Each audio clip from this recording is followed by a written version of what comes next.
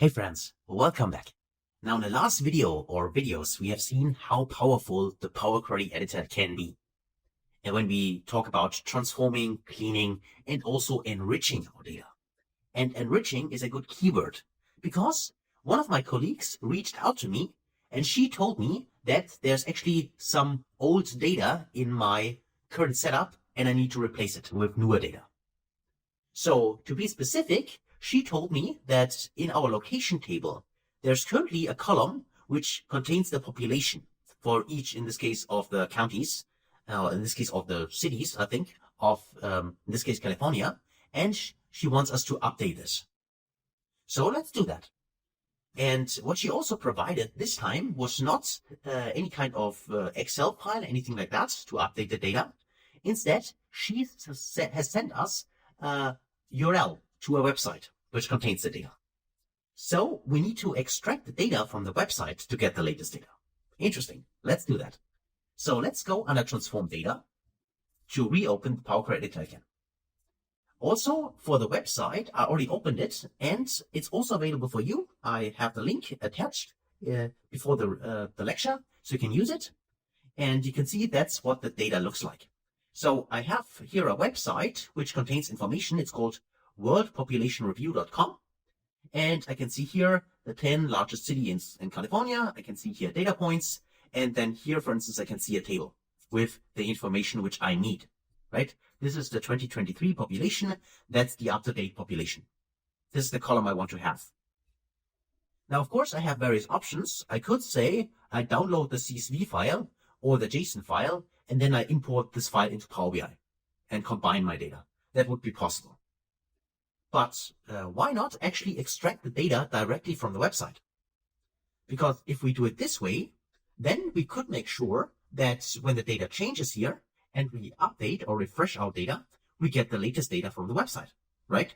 So that's a win-win situation for us.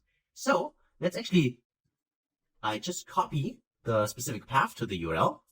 And then let me just make this smaller, shrink this, and then go inside the editor. And this time we say we want to add a source, a new source, and we want to add it a web source. So click on this web icon here, click on web, and then there is the pop-up window. And now we need to specify the URL. We just paste here the link to the website. I click OK. And then we just wait. And there is our window, this one here. And it just asked us, how do we want to access this specific website? So currently the website is this one here. And then we can specify, are there any kind of credentials required? So is this a web API? Do we have an API key? Do we want to use Windows credentials? Do we need to access with an organizational account? If it's, for instance, in Azure Cloud Storage from our company, anything like that? No. It is actually a public website, so we can use anonymous here, default one. We click on Connect. So, and then we just wait until the window opens, just a second. And now Power Query is scanning the website for us. And now we have our navigator. Kind of similar to our Excel file, if you remember, when we open it. Now in here, what happens is that Power Query tries, or Power BI, tries to analyze the website, the structure, so the underlying HTML code, and searches for tables. In this case, we have a table number 1, and we can select it, and that looks actually already quite good, right? So I can see here, this is a rank, the name, population, and so on. So that's exactly the data, I think, which I need. Because there is the 2023 population, this specific column I want. Of course, you can also check out suggested tables here, for instance, table number 2. You can see that this is this table here, which is also a table available on the website. And table number 3, that's also obviously a small table from the website, which you could also extract. But for us now, I want to have table number 1, this one. So I can simply click on this option here, I select the table, and then I click on OK. So now what happens is here we have imported the table directly from the website, right? We have here table number 1, which gives us here the name, population, and so on. This information, and this is coming directly from the website you've seen. So if I open this again, this, for instance, this one is a table which we have seen. This one is a table, which is table number 1. And there also, if I scroll down, there should be another table somewhere. I don't know where it is, but as you have seen that Power BI also extracted the third table. But that's exactly the data from this website now, which we use and import it into Power BI. And that's what I meant by data enrichment. So we can also extract data from various sources and enrich the data we already have in here. So far so good. We have table number 1. And now we need to bring this table number 1, the data we have here, together with our location data. In the location data, we also have a name here, and we have the specific column, which I was referring to, which is, where is it? My population, there it is, this one here. And this one I want to actually replace because these are the old values. So to do that, I can go to my, in this case, location, I'm already there. And we can now bring them together by joining the data. That means this time we're going to use again a combining step here, but this time not the append query. Instead, we use the merge query. So if you click on merge query, you have the same option to either merge the queries, which means we'll change the location table, or by merge queries as new. So in this case, the merge query would be fine because I actually want to replace the column in here, and I simply replace it directly in location table. Even though you could, if you want, also do it as merge query as new, and then put the location as well as the table number 1 here in these other queries, disable the load, and only keep the original location table, the new location table. That could also be possible. But for now, let me just use location here, merge the queries, and then we need to specify what are the tables we want to merge.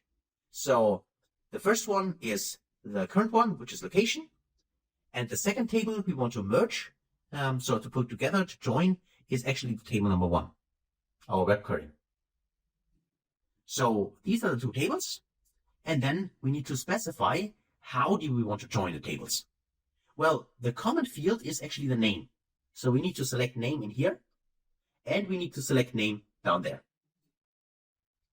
So if we do this, we are asked about the privacy levels. What does this mean? Well, Power BI is informing us that currently we extract data from the web, from a public web source. And we also have data in here, which is coming from our private data repository, right? From the data we have locally stored. And Power Query just tells us here that if we combine local data with a new external data source, we need to make sure that this is something we want. Because the data is brought together. And for instance, if you have really high sensitive data, high sensitive company data, you maybe not want to combine this with a public data source. Okay, be aware of that. But for us now, that's totally fine, right? Because there is no secret in our location, so we can bring this together. So that just means we ignore the privacy levels for here, click on save, and then we just wait. And we can see that in here, based on the naming here we got 71 of 74 matches. So for three specific, in this case columns, in this case rows, sorry, for 3 specific, cities or counties or whatever this is, we do not have a match, but for 71 we have a match. And for me, that is fine. So now we can simply click on OK. And by the way, this is by default a left auto match, meaning we keep all the columns from the original location table, and we also merge the matching columns. We only keep the matching columns from table number 1. That's what this merge does here. So now let me click OK. Let's do that. And you see that now inside the location, we have a new column, which comes from table number 1 and is currently a table. That means if you click next to it, don't click on the table, click next to it, then you see a preview of what's inside. So what happens actually now is, we can take a look at that. We have here in the first row Anaheim, and what we get now inside this table here are actually all the matching rows, which is only one row of course, from the table number 1, which is also Anaheim, which contains all the columns. So in this case, the new population column, which I want to have, as well as other specific columns, which I don't need. So in order to extract the data now from the table in here, right, we can click up here. There's a little icon, this one here. You can click on it, and that means we expand the table now. So we can here specify what kind of columns do we want to keep from this table, which we merge here. And for us, let me just deselect everything. I only want to have actually the population 2023. This is the only column I would like to have from my table number 1, which should be appended, sorry, append is the wrong word, which should be merged as a new column in here to my location.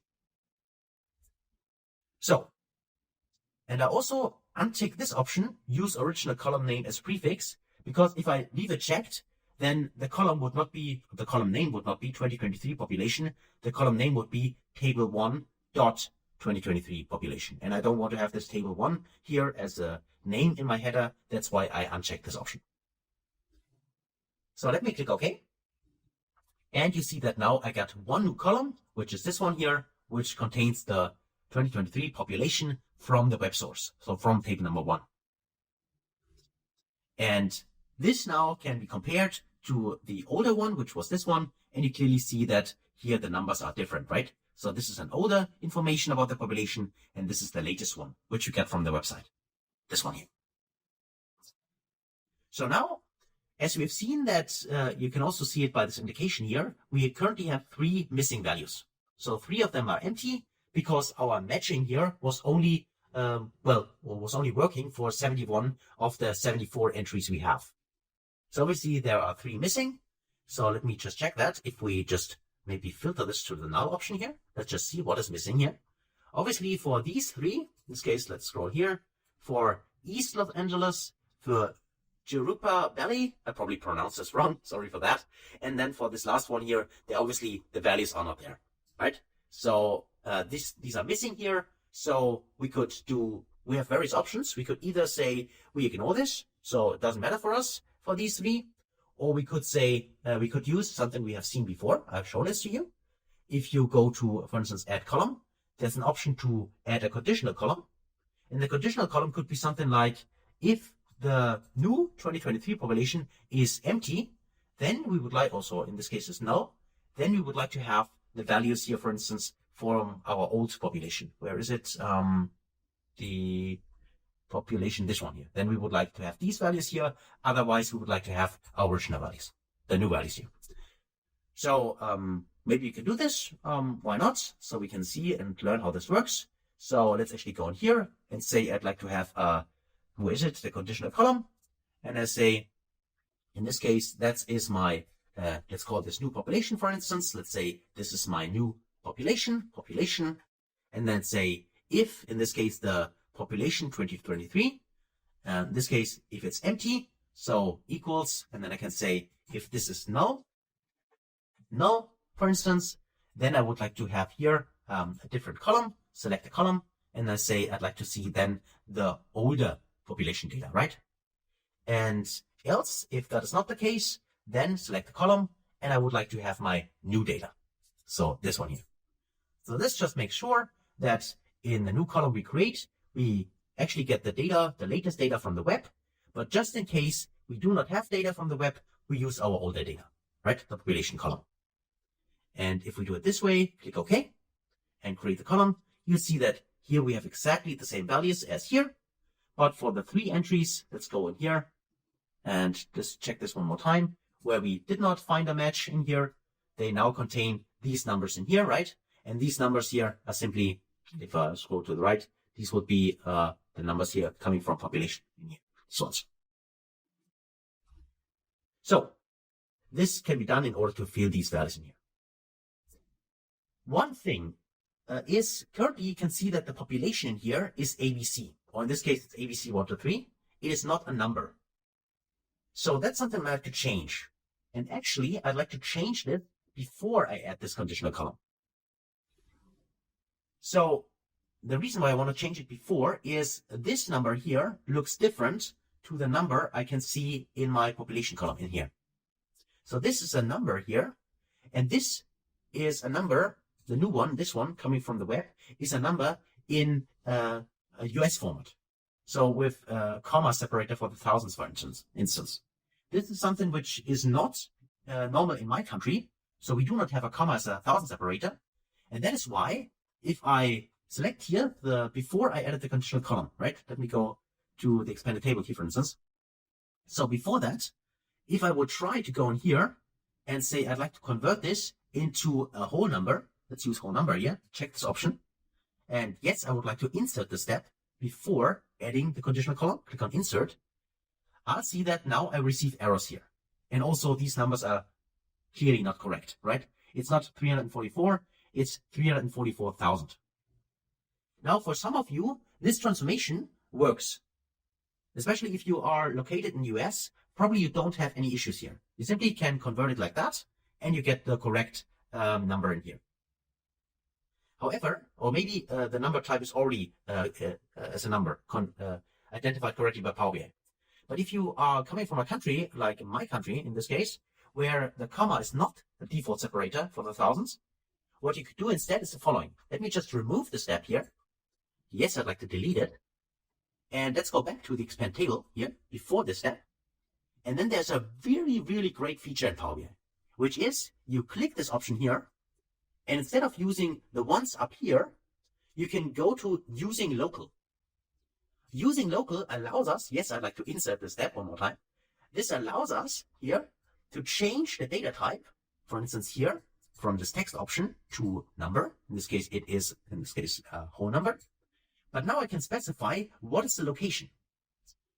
So I would see here, for Germany, there is no comma separator for the thousands. So I just specify, I'd like to convert this, but I like to convert it and make sure that while the conversion is done, it is identified as US format. And I can do that by simply searching here for, I think it's English US. Let me just scroll up. English. And there should be the United States. There it is. So let me check this option here. And now let's try the conversion one more time.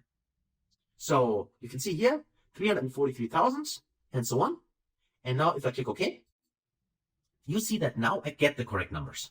So the comma is now removed, of course, but now I have exactly a whole number and I can see the correct numbers in here. And they're also right aligned like in Excel. So now these numbers are correct.